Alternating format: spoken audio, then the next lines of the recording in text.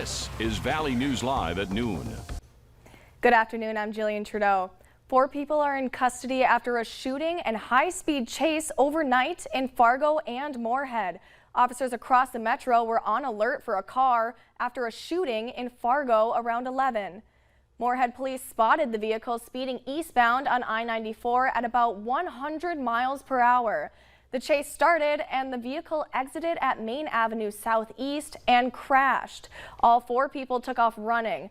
A K-9 was brought in and located the suspects hiding in a culvert near 34th Street and I-94. A K-9 then found 3 loaded guns and a backpack containing marijuana. All 4 people were then detained. As of this afternoon, only one is being identified as 18-year-old Daniel Seiss of Fargo. He's arrested for fleeing in a motor vehicle. Well, another beautiful day out there, but changes are on the horizon. Let's check in with meteorologist Lisa Green for what we can expect. Well, good afternoon. We are watching a cold front that's going to be making its way through the valley. It's triggering more clouds. Some places still getting a good amount of sunshine, but there's also that cloud cover moving in and even the potential for a shower or 2 as well, even as early as this afternoon, but especially heading into this evening. So taking a closer view here, you can see in and around Devil's Lake, a couple of cells popping up on the radar, and then this stretches back up toward that border area that's been seeing more of the clouds and the potential for some sprinkles or light showers since this morning. So those are some areas stuck with more clouds. Grand Forks, we've got some breaks, but even if you get a break in those clouds, it's kind of a hazy sky. We still have some of that wildfire smoke affecting our view. You can see it here in our Fargo Moorhead camera view as well. We're looking down I-94 toward the west, and we have some sunshine, but it's filtered sunshine. 79 degrees rather right now in Fargo. It's 82 in Grand Forks, Jamestown at 82 already, and then we're looking at some 70s over into Minnesota. And this afternoon, warm again. We'll see temperatures rising back into some 80s with partly to mostly cloudy skies, and that chance for rain returns later tonight. There's also some wind, and of course we'll be talking about that smoke and the potential for it to make its way toward us at the surface here coming up in just a couple of minutes. All right, thanks, Lisa.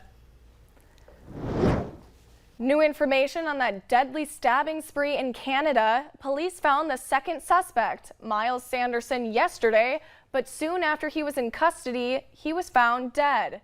His cause of death is not being released, but police say it was self-inflicted. All they're saying is that he went into medical distress and died at the hospital. Sanderson and his brother Damien were suspected of stabbing and killing 10 people, also injuring 18 others in and around Indigenous community in Saskatchewan Sunday. Damien was found dead Monday. It's still unclear what led the Sandersons to go on their violent spree. A Grand Forks man is going to prison for 35 years for killing a 28-year-old woman in her home last year. Ahmed Abdullahi pleaded guilty to murder and unlawful possession of a firearm. Police responded to Megan Gustafson's home last September for a report of suspicious activity, spoke with her, and left. Shortly after, police say the front door to her apartment building swung open when officers saw her and Abdullahi and heard one gunshot. She collapsed on the lawn and later died of a gunshot wound to her neck.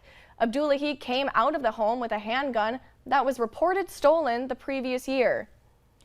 Police are releasing the name of a man whose body was found in downtown Fargo last month. 53-year-old Cirillo Contreras was found dead August 14th in the 50 block of North Broadway. Police are still searching for the man suspected in Contreras' death. 58-year-old Roberto Garcia is wanted for manslaughter and aggravated assault. If you see him, do not approach. Call 911 with key information about his location, type of vehicle, and what he was wearing. An unusual pedestrian death in Stuntsman County. The sheriff says a man was hit and killed by a combine in a farm field, and officials suspect alcohol was a factor. Authorities say Johanna Steenberg was standing next to a grain cart Tuesday when the combine, driven by 41-year-old Ryan Storbeck of Gackle, came around the cart and hit him. Storbeck is in jail for negligent homicide and DUI. A GoFundMe account is set up for the family of Justin Bracken, who was one of the victims of a murder-suicide last month in Towner County. The effort has raised more than $10,000 for Bracken's fiancée and their children. The Post says his fiancée is pregnant with another child. Police have not yet released who the shooter was. There are deep worries today about the health of Britain's Queen Elizabeth. Palace officials say doctors are concerned for the 96-year-old's health. Ian Lee has the latest from London. Doctors are keeping a close eye on Queen Elizabeth at her castle in Scotland. Palace officials released a stark statement about the 96-year-old's health, saying, following further evaluation this morning, the Queen's doctors are concerned for Her Majesty's health and have recommended she remain under medical supervision. The Queen's son and heir to the throne, Prince Charles, along with her grandson, Prince William, have both traveled to be with her. We last saw Queen Elizabeth on Tuesday. Pictures show her appointing Britain's new Prime Minister, Liz Truss. For the first time in her reign, Queen Elizabeth didn't hold the ceremony here at Buckingham Palace as she's been having difficulty getting around.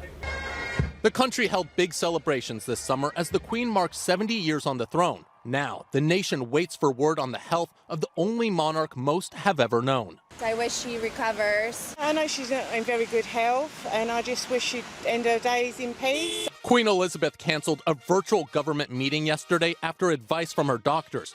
Palace aides say the monarch remains comfortable at Balmoral Castle. Ian Lee, CBS News, London. The Archbishop of Canterbury says the prayers of the nation are with the Queen, and the UK's Prime Minister and many others have sent messages of support. Well, coming up at noon, a new treatment to help people with an autoimmune disorder that targets the pigment cells in the body. We'll explain how it works. But next, Lisa Green is back in with the weather to plan your Thursday.